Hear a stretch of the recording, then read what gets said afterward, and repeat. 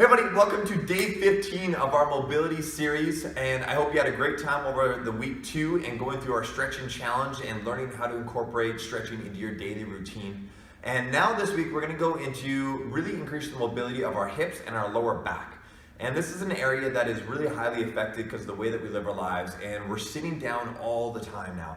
And a lot of our low back issues actually stem from hip mobility and tightness issues.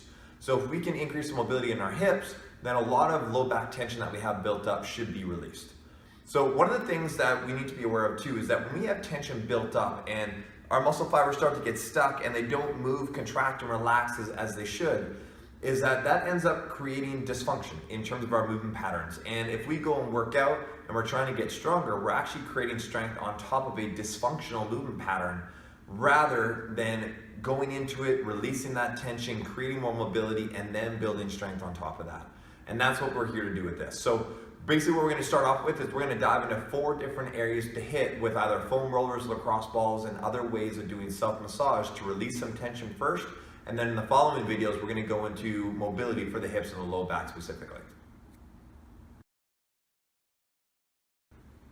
All right, everybody, so the first area that we're going to hit is going to be our IT band. And the IT band basically runs down the side of your leg here. And so that's the primary area that we're going to dive into with the foam roller. But one of the things that a lot of people get wrong is we don't necessarily want to roll right on top of the IT band. The IT band is essentially just connective tissue, and that's it.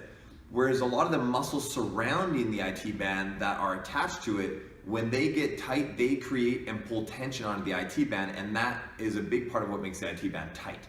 So what we're going to do, our primary focus is going to be hitting the quadriceps, but the lateral side of it, and because that lateral muscle, the quad, runs right here, and the IT band is right beside it. So if we loosen that, we'll release some of the tension in the IT band. So you're going to take your foam roller, you're going to start right above the knee.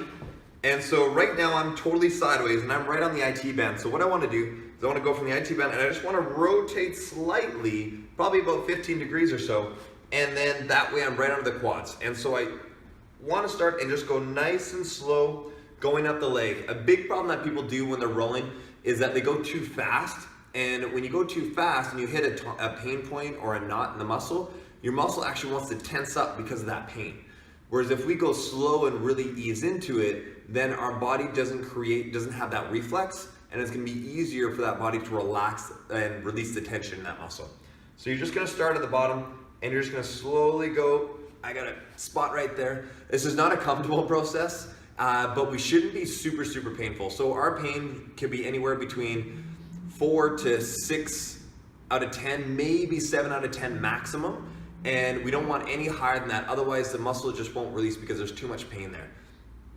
And the slower you go, the more that you get the ability for the fibers to start to separate underneath that pressure. But essentially, you notice I'm going very slow, no speed whatsoever. It should take at least probably 30 seconds to go up the entire length of the leg. And then once you do get up to the top, you'll get up to the top, and I'm just gonna get you to roll lightly right back to the start, right above the knee, and then restart that process up. Because primarily what we want to do when we're rolling is push the blood back up to the heart, and we're going to put pressure. If I end up starting down here and I end up going really slow going down the leg, I'm actually putting pressure against the valves that are within the veins, and we don't want to do that. So we just want to push the pressure, push the blood right back up to the heart. So that is going to be the focus for our quadricep, and you can do a little bit of rolling on the actual IT band itself. You just want to put the majority on the muscles surrounding it. So our second area that we're going to hit is going to be our adductors. You can basically think of those as your inner thigh and groin muscles that are going to pull your leg in towards the midline of your body. And so what we want to do to get that area is we're going to use a foam roller, and we're going to hit it in 2 different ways. So the foam roller, you're going to lie beside it, and you're going to have your leg kind of hitting the foam roller at a bit of an angle. And basically you're just going to be going up and down the leg. Same idea as the IT band, but you do want to go slow.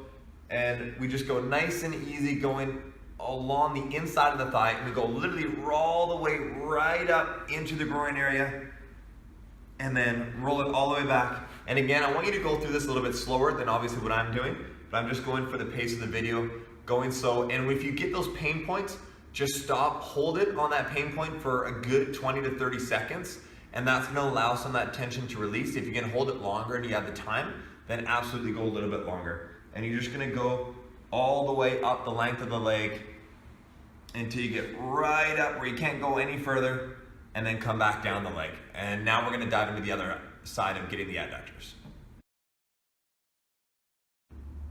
Part 2 of being able to get the adductors, you're actually gonna use a lacrosse ball, and what you're gonna wanna do is find a bench or a box or something just with a flat surface that you can sit on. And what you're gonna do is you're basically gonna put this ball underneath your leg, kind of right on the inside here.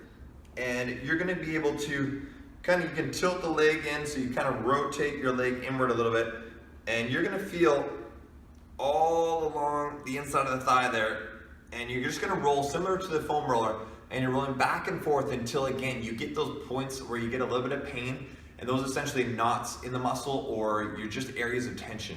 You can sit on that and just kind of slowly let the tension release. Another thing you can do is once you're there and you have that spot, you can also bend the knee and extend the leg. And what you're doing is essentially like a pin and stretch, like you're putting pressure onto an area and forcing the muscle fibers to move underneath that pressure, and that can help separate the muscles a little bit more. So you can do that, and you can move the ball into different areas along the length there, and you can do that moving side to side, up and down, and just until you get those areas, release some of that tension, and that's going to help release the adductors.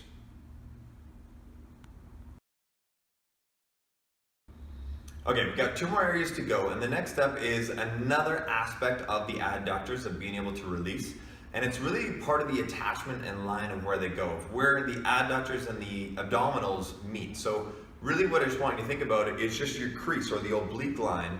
So your lateral abdominals, they come down through here, and you basically just take your lacrosse ball and you lay on top of it until you're kind of right in that crease, and we're just trying to get the areas where the abdominals and the obliques really connect or attach, essentially, because that area can get really tight, especially again because we are seated most of the time, and so those tissues don't really move as much anymore, and they don't go through very much movement. So being able to get a ball in there to really, again, separate those tissues, get rid of that dysfunction so they can now contract and release the way that they should, is a really good and important thing to do. So want to be able to, spend at least a couple minutes, and then make sure you get both sides as you do that.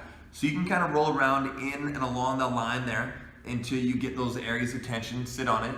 The other thing that you can do is, just like when we were extending the leg in and out, you can cause a pin and stretch, where we are going to find an area, and then from here, we can just open up our chest, create a little bit of extension, and again, you're forcing the muscle fibers to move underneath that pinned area, and then that can create a little bit more of, again, separation of the muscle fibers so they can get back to their normal function.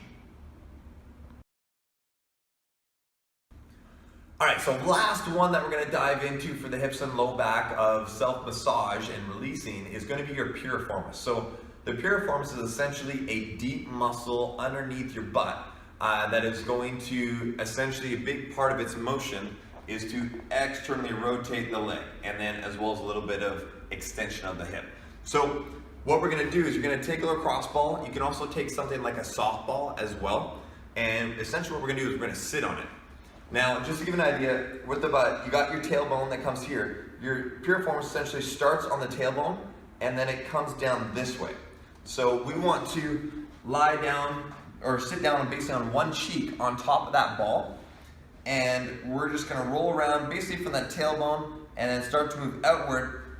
And again, it's a painful spot. It's not a very comfortable spot, but the glutes get very tight on a lot of people because, again, we're sitting down most of the day and we need to release that tension. So same idea as all the other ones. Go nice and slow, nice and easy. You find that tension points, sit on it 20 to 30 seconds at least, until you will literally feel the muscles start to open up, or just it'll start to numb out and you won't feel the pain anymore, and then that's the sign to be able to move on to the next spot.